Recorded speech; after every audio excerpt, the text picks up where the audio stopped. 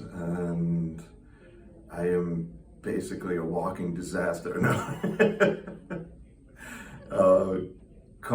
I think back in the middle of COVID, I had back surgery, lumbar surgery, and I never really got to go to physical therapy. And after the surgery, I didn't move as much, I didn't do anything, and started putting weight on, and then everything just started hurting because I wasn't using it. And at the same time, I was having proprioception problems, and I fell backwards over a concrete planter and really hurt myself. And I dealt with it for like a year, and things just kept getting harder and harder to do, and my doctor suggested I should go to physical therapy, and here I am. And it's been amazing so far. I mean, I think the longest, other than back when I was initially hurt, the longest I ever spent in physical therapy since I came up here was 4 weeks. And usually it was for a specific thing, and when it wasn't getting better or it wasn't changing, I would just give up and say I can do this at home. And this time now, I can see so many differences. I mean, it's amazing. They don't tell you when you get hurt, and I don't think my life expectancy was supposed to be as long as it is.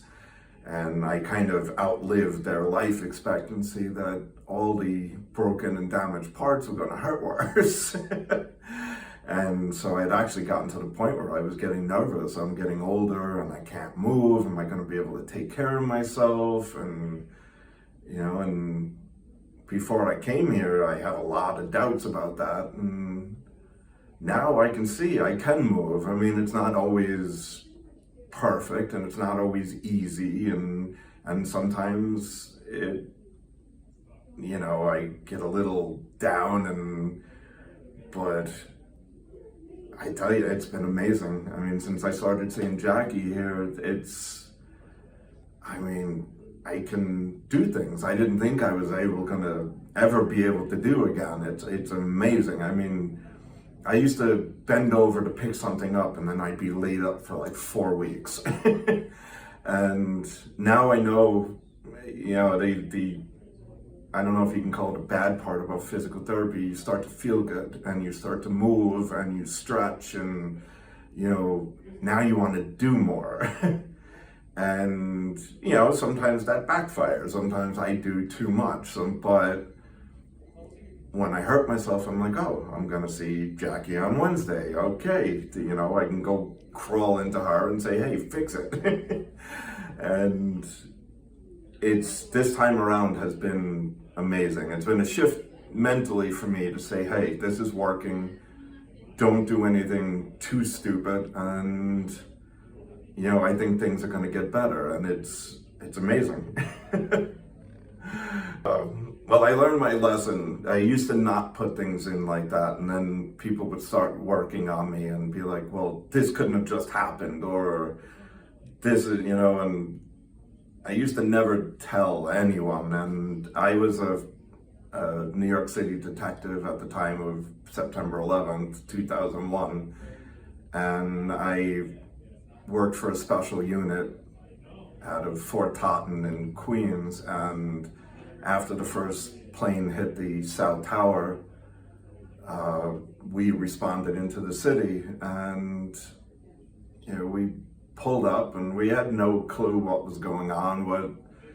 We were a response team. We did all sorts of things, but really this wasn't our thing to be at, but we were there. And as we pulled up and we were getting out of the truck, the first building came down, and we got out of the way of that one, and some of our people got trapped. And so my partner and I dumped the truck that had gotten damaged anyway when the first building came down, and headed in towards the North Tower.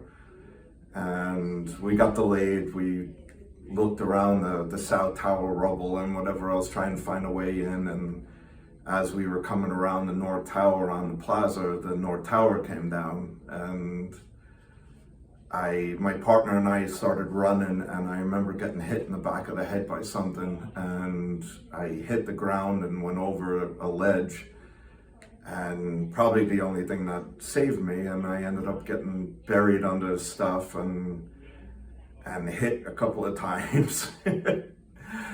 And I started to lose oxygen and don't remember much after that. I remember waking up and I remember not being able to breathe and struggling to move, and I woke up I don't know how many hours later in St. Luke's Roosevelt Hospital, and because everything was such a mess, I got sent back to, I needed to go home to somebody, so I had lived in Manhattan at the time, so they sent me back to Queens to my parents' house, and I was supposed to go to another hospital and I didn't, and about a week and a half later, I ended up falling over and I had a small stroke, and there was a small bleed that had occurred from when I lost oxygen, or that's what they surmised from the whole. And the damage and everything else that, was there just increased, with the stroke. And then I started having seizures, and I had left side deficit, and everything just went down the tubes after that. And by the time they were done looking me over, I had fractured both my ankles, one of my wrists, I had broken a couple of fingers. When they were putting me in the ambulance on the scene, they had tried to resuscitate me, and they broke my xiphoid process, I think it's called. And I had damage to C6-7, and I had damage to my lower back, and I had a slight fracture in the left side of my hip, and I'm probably missing it.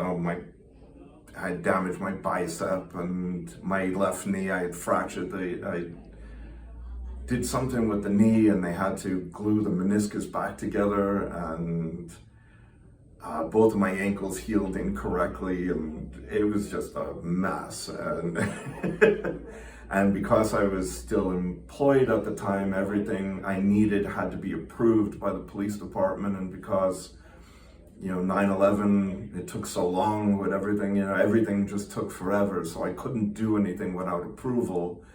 And so months and months went by before I really got help, and it was really from, people outside of the police department, people that took me on pro bono, doctors and everything, and and they started realizing that I was in bad shape and I needed to be put back together, and they had to cut something out of my right lung, and I had burnt my bronchia, and I was just a mess. And so I had done occupational, physical, and the other one. Speech? Yes, cognitive, yeah. Yeah, they work those too.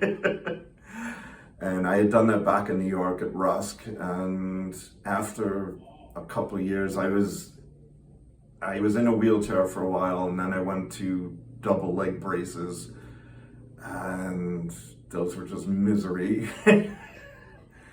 And when I started feeling better, I just wanted out of New York City, and I thought if I went to Connecticut, nobody would know who I was, and I could disappear, and I wouldn't have to go to doctors anymore, and that didn't work out so well, and and so I've kind of spent the past, I moved up here in 2007, ducking doctors' recommendations to go to physical therapy, to go here, to go there, and they had sent me back to Gaylord for proprioception and stuff, and I went there, and it reminded me too much of Rusk, of when I first got hurt and all the stuff I went through, and I didn't go back to that. I did it for a couple of weeks, and and that was the last time I was in physical therapy.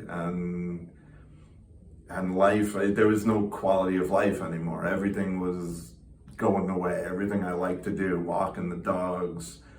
I have 2 brand new kayaks sitting in my basement that I was dying to try. And I used to love riding a bike. During the summer, before I became a detective, I used to be a bike cop. And I mean, I actually chased down a stolen car on a bicycle, so it wasn't bad. So, and every time I tried to exercise or get myself back into shape, all I knew was what I used to do when I was in my 20s, and I just end up within 2 days being laid up and not being able to do anything. And it's hard when you realize, I made it this far. I made it to my 51st birthday, and I was 29. I had my 30th birthday in NYU in the hospital, and I said, wow, I made it to 51, but I can't do anything. I can sit on the couch and watch television and work on the computer, and that's just been recently, because I used to get violent migraines when I used to use the computer, and my hand, I needed hand surgery after a couple other falls from when my left leg gave out, or the foot drop caught the stairs and I'd slam into the stairs. And so I had to have my wrist put back together, and that took away playing video games and typing on the computer. And I've been trying to teach myself how to use my left hand, and just look at my hair. And tell him about your hair. This guy used to have some luscious locks, and he comes in today because he knew he was getting filmed. I tried to touch my hair up. I got into cutting my hair during COVID, and I enjoyed it, and I just went to touch something up, and the hand just tightened up and let go of the razor, and it slid down my head and gave me a inverse mohawk. So, hence the hair, or lack of. And, it's just been things like that. You take things for granted. I can put dishes in the dishwasher. Well, no, you can't, because you break them. And, every time, like, we had a power outage the other day, and I had to get the generator, and I had it set up, and it was running, and had to put gas in it. And I think just lifting the gas canister and moving the generator around, I hurt my back, which was doing great from the last time I saw Jackie. And I spent 2 days limping around, but in the back of my head, I'm like, I'm going back to physical therapy. She'll fix it. And she did make it feel better, so. But you take a lot of things for granted when you feel good, and when you can't do basic things. You can't go shopping, you can't walk around your own house or play with your dogs, or sit at the computer for 2 hours and not get up, and then realize that you're crippled because you haven't moved. It's you look at life differently, and you look at physical therapy differently. I mean, I don't know. I wouldn't have done this. I definitely would not have figured this out on my own. That is for sure. I mean, I've tried over the years to do it. And after a while, you start to become, it's almost like a fear of, you don't want to get laid up, so you don't exercise. You don't do anything. You don't try the stationary bike or the treadmill or go for a walk, because the last time you did it, everything hurt and you couldn't do anything for a couple of weeks. So you just come to a screeching halt and you do nothing, and you sit on the couch all day and put weight on and eat Cheetos, which are delicious, but They're the best. Artificial cheese is great. I know. And the dogs lick your fingers off, so you don't even have to have a paper towel. And and then it feels okay as long as you're sitting there, and then you go to get up and everything hurts, and you go right back to sitting, and not realizing the more you sit, the worse it gets, and you get caught in a cycle where you know, the doctors say you need to lose weight and your frame can't handle the amount of weight you put on. I put on 100 pounds and even 100 pounds.